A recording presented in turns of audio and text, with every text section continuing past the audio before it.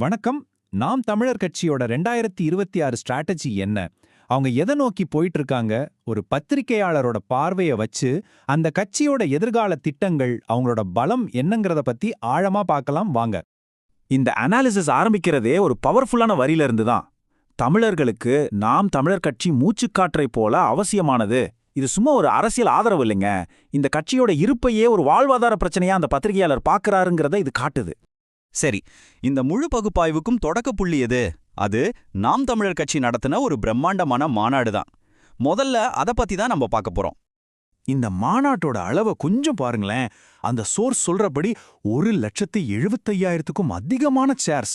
இது வெறும் ஒரு பொலிட்டிக்கல் மீட்டிங் கிடையாது. இது ஒரு பெரிய மக்கள் சக்தி ஒன்று திரண்டதுக்கான அடையாளம்னு அந்த பத்திரிகையாளர் குறிப்பிடுறாரு. ஆனா இங்க நம்பரை விட ஒரு முக்கியமான விஷயம் இருக்கு. அங்க வந்திருந்தவங்க காசு கொடுத்து கூட்டிட்டு வந்த கூட்டம் இல்ல, அவங்களா சுயமா உணர்வுபூர்வமா வந்தவங்கன்னு அந்த பத்திரிகையாளர் ரொம்ப அழுத்தமா சொல்றாரு. இதுதான் மத்த அரசியல் பேரணிகளிலிருந்து இதை வித்தியாசப்படுத்தி காட்டுது. யோசிச்சு பாருங்க, எலெக்ஷன் டேட் அறிவிக்கிறதுக்கு முன்னாடியே 234 தொகுதிக்குமே வேட்பாளர்களை அறிவிச்சு நாங்க தனியா நிக்க போறோம்னு சொல்றது இந்திய அரசியல்லே இது ஒரு புதுமையான துணிச்சலான மூவ். இது ஒரு நேரடியான சவால்னு தான் அந்த பத்திரிகையாளர் இதை விவரிக்கிறார். ஓகே, நாம் தமிழர் கட்சியோட அரசியல் களம் யாருக்கு எதிரா இருக்கு? அந்த பத்திரிகையாளரோட பார்வையில ரெண்டு முக்கியமான எதிரிகள் இருக்காங்க. ஒன்னு பழைய அரசியல் சக்திகள், இன்னொன்னு புதுசா வந்திருக்கிற சக்திகள். இங்கேதான் அந்த பத்திரிகையாளர் ஒரு இன்ட்ரெஸ்டிங்கான கம்பேரிசன் பண்றாரு. ஒரு பக்கம் விமர்சனத்துல கூட ஒரு கண்ணியத்தை கடைபிடிக்கிற திராவிட கட்சிகள், இன்னொரு பக்கம் ரொம்ப அவமரியாதையா அணுகிறதா அவர் சொல்ற விஜயோட கட்சி. இந்த இரண்டு போட்டி சக்திகளை பத்தி அவர் என்ன நினைக்கிறாருன்னு இப்ப பார்க்கலாம். இந்த டேபிள பாத்தீங்கன்னா அந்த பத்திரிகையாளரோட விமர்சனம் ரொம்ப தெளிவா புரியும். அவர் என்ன சொல்றாருன்னா, திராவிட கட்சிகள் கூட்டணிகளுக்காக சமரசம் செஞ்சு பலவீனமாகிட்டாங்க, ஆனா அவங்களோட விமர்சனத்துல ஒரு கண்ணியம் இருக்கு.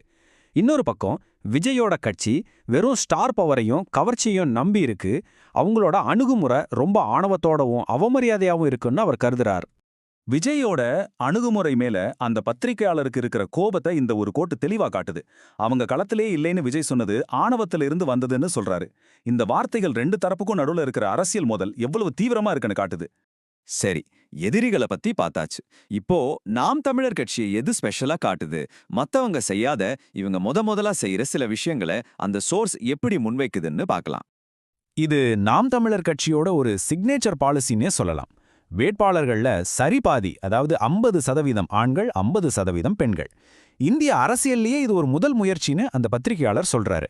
இது வெறும் எண்ணிக்கையில சமத்துவம் இல்ல, அதிகாரத்தை பகிர்ந்துக்கிறதுலயும் ஒரு புரட்சிகரமான முயற்சி. அந்த பத்திரிகையாளரோட பார்வையில இந்த 50-50 கொள்கைங்கிறது வெறும் சமத்துவம் மட்டும் இல்ல, அதுதான் உண்மையான சமூக நீதி. அதாவது எல்லாரையும் சமமா நடத்துறது மட்டும் போதாது, வாய்ப்புகளையும் சமமா பகிர்ந்து கொடுக்கணுங்கிறது தான் இதோட ஆழமான சித்தாந்தம்னு சொல்றாரு.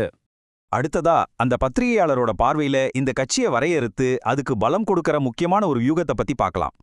நாம் தமிழர் கட்சியோட அசைக்க முடியாத அஸ்திவாரம் எதுன்னு கேட்டா அது தனித்து போட்டியிடுவதுதான்.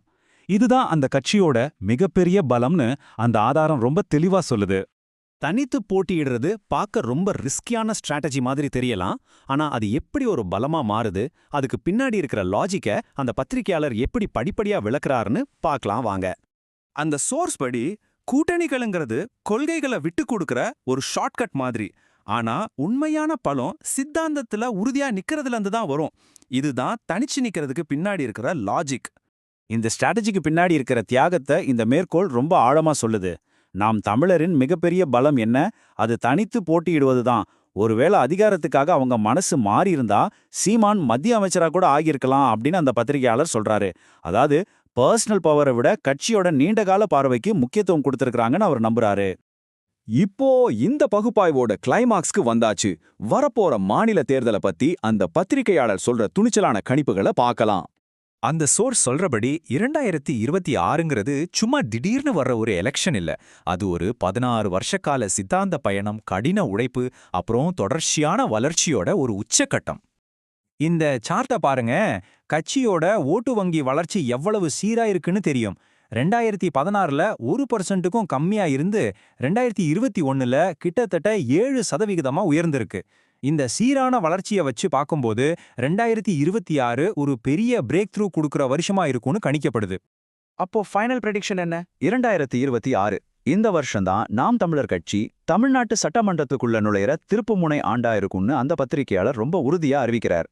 இந்த அனாலிசிஸோட உச்சகட்டமா அந்த பத்திரிகையாளர் ரொம்ப குறிப்பிட்டு நம்பிக்கையா ஒரு கணிப்பை முன்வைக்கிறார். நான் இப்பவே அறிவிக்கிறேன், சீமான் காரைக்குடியில ஜெயிக்க போறாரு, கோட்டையோட கதவுகள் உடைக்கப்படும். கடைசியா இந்த ஆதாரம் நம்ம முன்னாடி ஒரு கேள்விய வைக்குது. 2026க்கான தேர்வு என்ன? 16 வருஷமா கட்டமைக்கப்பட்ட ஒரு சித்தாந்த இயக்கமா, இல்ல ஒரு ஸ்டாரோட உடனடி கவர்ச்சியா? தமிழ்நாட்டோட எதிர்காலத்தை இதுல எந்த பாதை தீர்மானிக்க போகுது? இத பத்தி நீங்க என்ன நினைக்கிறீங்க?